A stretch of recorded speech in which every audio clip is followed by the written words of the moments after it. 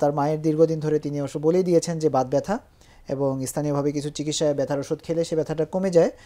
কিন্তু তার এখন যেটা সমস্যা সেটা হচ্ছে তার ডান পায়ের হাঁটুর জয়েন্টে ব্যথা হচ্ছে, এবং ডাক্তার বলেছে যে তার হাঁটুর জয়েন্টে হাড় ক্ষয় হয়েছে।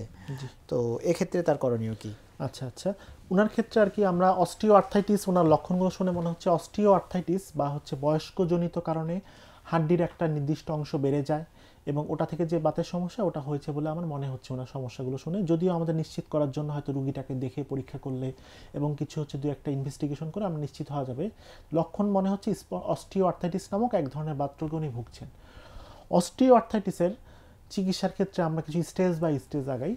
আমাদের ফার্স্ট স্টেজে রোগীর যদি আবারও বলি ওজন, যদি ওনার ওজনটা বেশি থাকে তখন হচ্ছে ওজনটা নিয়ন্ত্রণে আনাটা খুব গুরুত্বপূর্ণ অস্টিও আর্থাইটিসের ক্ষেত্রে। কারণ আল্লাহ আমাদের প্রত্যেকটা হাড্ডি বা গিরার ক্ষেত্রে কিন্তু একটা ওজন নেওয়ার সামর্থ্য বা ওজনের একটা লিমিট ঠিক করে দিয়েছেন।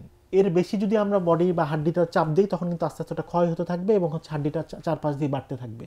ওজনটা যদি বেশি থাকে, ওজনটা নিয়ন্ত্রণে আনলেই অনেকের অস্টিও আর্থাইটিস সমস্যাটা কমে যায়। আচ্ছা, ওজনটা নিয়ন্ত্রণে করলাম আমরা। তারপরে স্টেজে হচ্ছে যেই কাজগুলো করলে ওনার বেড়ে যায় সেটা একটু অ্যাভয়েড করা। তারপর এটার জন্য কিছু ব্যায়াম আমরা বলি। ব্যায়ামের মধ্যে ওনার হাঁটু বা গিরায় কিছু ক্ষতি হয়েছে, কিন্তু তার পাশে আশেপাশে যে আমাদের অন্য অন্য স্ট্রাকচার বা অন্য অন্য যে অংশগুলো রয়েছে, যেমন মাংস আছে, কিছু কিছু রগ আছে, সেগুলোকে শক্তিশালী করার জন্য কিছু ব্যায়ামের অপশন আছে। আপনি ইন্টারনেটে সার্চ দিলে অস্টিও আর্থাইটিস এর জন্য কিছু ব্যায়াম দেখতে পাবেন, সেই ব্যায়ামগুলো উনি করতে পারেন। ব্যায়ামের মাধ্যমে কিন্তু আমরা অর্ধেক রুগী বলি ভালো হয়ে যেতে পারেন।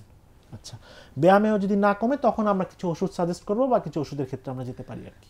যদি এইটা দীর্ঘদিন ধরে হয়ে থাকে তাহলে পার্শ্ববর্তী বা ওনার নিকটবর্তী কোনো একজন চিকিৎসক অথবা রিউমাটোলজিস্টের পরামর্শ নিয়ে উনি আশা করি সুস্থ স্বাভাবিক জীবন। অনেক ধন্যবাদ। আশা করি দর্শক মারুফ বিল্লাহ যিনি আমাদেরকে প্রশ্ন করেছেন, আশা করি আপনার আজকের আমাদের এই অতিথির উত্তরটি আপনার উপকারে আসবে আপনার মায়ের জন্য।